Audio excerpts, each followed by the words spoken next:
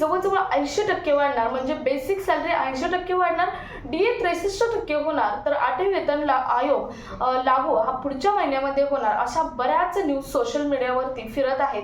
तुम्ही बघितलं तर कुठेही जावा, कोणत्याही स्पॉटवरती जावा, IT कंपन्यात जावा, चहाच्या टपरीवरती जावा, दुकानात जावा, तर एकच न्यूज ऐकायला येते की आता सॅलरी ही 80% होणार, महागाई भत्ता त्यामध्ये ॲड होणार. परंतु तुम्हाला माहीत आहे का, हे सर्व जरी झालं तर सामान्यांच्या खिशाला याचा किती मोठा फटका बसू शकतो, किंवा या ज्या बातम्या व्हायरल होत आहेत त्या बातम्या व्हायरल होण्यामागे कारणे काय आहेत, किंवा या बातम्या ज्या व्हायरल होत आहेत यामागे सातत्य कितपत आहे, किती टक्के सातत्य आहे, या संदर्भातील सविस्तर माहिती सांगणारा हा आजचा व्हिडिओ आहे.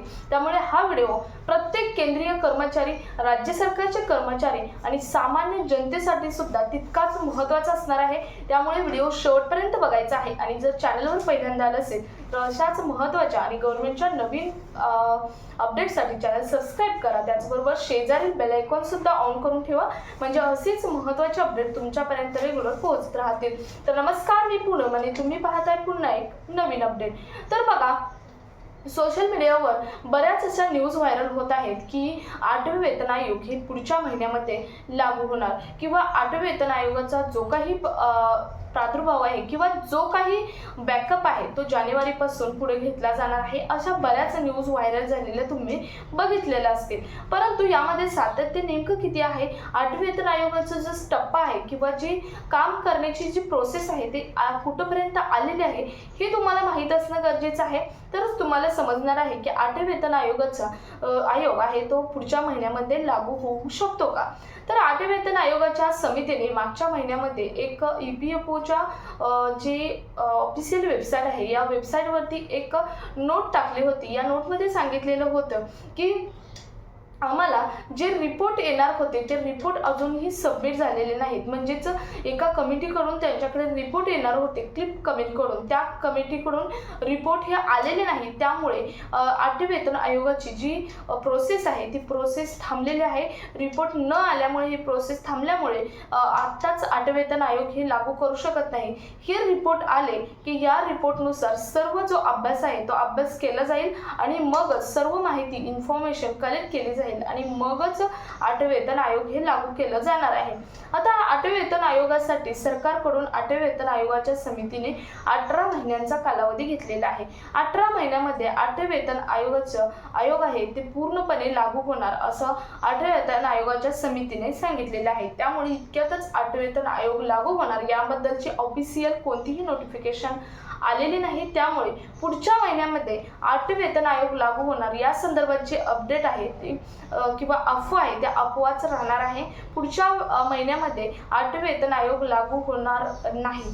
त्यानंतर महत्त्वाचं म्हणजे 8वे वेतन आयोग लागू झाल्यानंतर जवळजवळ 80% सॅलरी वाढणार असं बऱ्याच न्यूज व्हायरल होत आहेत, किंवा बऱ्याच कर्मचाऱ्यांच्या मनावरती त्याचा परिणाम सुद्धा झालेला आहे की जिथे जाईल तिथे एकच चर्चा आहे ती म्हणजे 8वे वेतन आयोग हे लागू झाल्यावरती बेसिक सॅलरी आपली 80% वाढणार.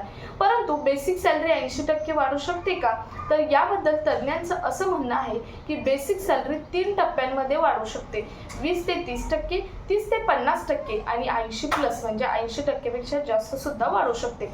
परंतु 80% वाढणार असं कुठेही फिक्स उल्लेख केलेला नाही. त्यामुळे 80% वाढणार ह्या फक्त अफवाच आहेत. महत्त्वाचं म्हणजे जर तुमची बेसिक सॅलरी जवळजवळ 20 ते 30% वाढली तर तुमचा पगार किती होऊ शकतो, 30 ते 50% वाढले तर तुमचा पगार किती होऊ शकतो, आणि 80%च्या वरती गेली तर तुमचा बेसिक पगार किती होऊ शकतो, या संदर्भातील एक सविस्तर व्हिडिओ आपल्या चॅनलवर पोस्ट केला आहे. तुम्ही चॅनलवरती जाऊन तो व्हिडिओ पाहू शकता. तर तुमचा दुसरा डाऊट मला वाटतं इथे क्लिअर झाला असेल की 80% जी सॅलरी आहे ती सॅलरी 80% वाढू शकते का. तर 80% सॅलरी महत्त्वाचं म्हणजे वाढू शकते, परंतु ऑफिशियल कोणतंही नोटिफिकेशन आलेलं नाही की ही सॅलरी 80%च होऊ शकते. त्यामुळे 100% यावरती गॅरंटी नाही. त्यानंतर तिसरं म्हणजे बऱ्याच जणांचे प्रश्न आहेत की DA आहे तो 63% होणार का. आता बऱ्याच जणांनी कॅल्क्युलेशन सहित सुद्धा सांगितलेलं आहे की DA 63% होणार का. आता यामध्ये 90% सातत्य किंवा तथ्य आहे.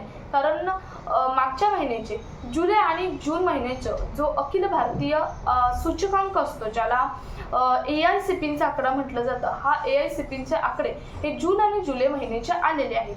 त्यामुळे हा जो DA आहे तो DA 63% होऊ शकतो. कारण AICPचा जून महिन्याचा आकडा 149 तर जुलै महिन्याचा आकडा हा 150 आहे.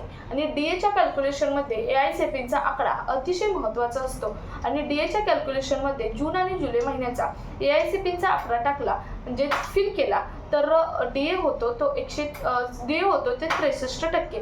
मग या अगोदर आता सध्या DA मिळतो तो 60% मिळत आहे.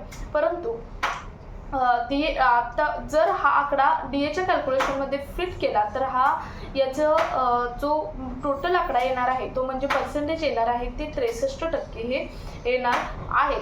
तर DA संदर्भातील बऱ्याच जणांचा हा एक कन्सेप्ट किंवा हा एक संभ्रम होता किंवा ही एक अफवा अजूनही आपण यात सत्य म्हणू शकत नाही. कारण 100% परंतु 99% यामध्ये सत्य आहे. कारण AICPचा आकडा महत्त्वाचा असतो आणि जर AICPचा आकडा आलेला आहे तर याचं कॅल्क्युलेशन काढलं तर 63% हे होणार आहे. म्हणजे जवळजवळ 3% DA हा वाढू शकतो. तर आता हे महत्त्वाचे झाले जे कर्मचारी केंद्रीय आणि राज्य सरकारचे जे कर्मचारी आहेत त्यांच्यासाठी अपडेट म्हणजे 80% सॅलरी वाढू शकते का, DA ॲड होऊ शकतं का, हे त्यांच्यासाठी अपडेट महत्त्वाचे आहे. परंतु महत्त्वाचं हे आहे की याचा सामान्य जनतेच्या खिशावरती काय परिणाम होऊ शकतो. परिणाम तर होणारच आहे. जर समजा 8व्या वेतन आयोगानुसार 80% सॅलरी ही कर्मचाऱ्यांची वाढली तर महागाई सुद्धा तितकीच वाढणार आहे. त्यांच्या खिशामध्ये पैशाची मालामाल होणार, DA सुद्धा त्यामध्ये ॲड होणार. त्यामुळे त्यांच्या खिशामध्ये पैशाची मालामाल झाली तर सरकार ऑब्वियसली महागाई सुद्धा वाढवणारच आहे. त्यामुळे जे सामान्य जनता आहे, सामान्य कर्मचारी, प्रायव्हेट कर्मचारी आहेत यांच्या खिशाला मात्र कात्री लागू शकते. कारण जुलै महिन्यामध्ये जानेवारी आणि जुलै महिन्यामध्ये DA हा मर्ज होऊन येतो म्हणजे ॲड होऊन येतो, पेन्शन असो किंवा सॅलरी असो यामध्ये. आणि जर हा DA 63% वाढून आला तर प्रत्येक जे कर्मचारी आहेत, गव्हर्नमेंटचे कर्मचारी आहेत यांच्या खिशाला पैशाचे मालामाल होणार आहे.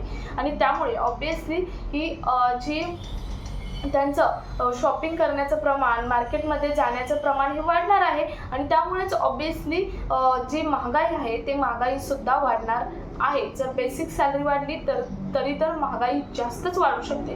त्यामुळे याचा फटका महत्त्वाचं म्हणजे सामान्य जनतेला मोठा होऊ शकतो. सामान्य जनतेच्या खिशाला मोठी कात्री ही लागणार आहे.